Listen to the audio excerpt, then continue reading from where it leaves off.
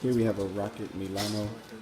This unit wasn't getting any pressure, so we took her apart, which is kind of a lot of work because it's heavy metal on the outside. But we took it apart, replaced the pump, and it was an easy fix. Now she's running beautifully.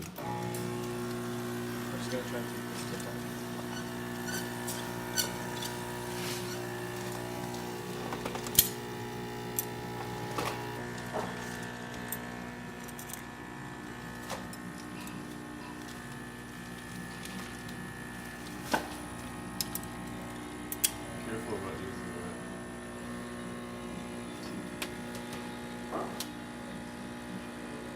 that. Nice, consistent pour, good trimmer. Beautiful shot.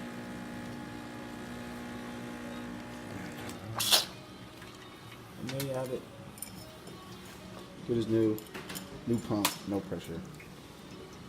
If you like this video, please give it a thumbs up and subscribe to our YouTube channel for more content. Thank you.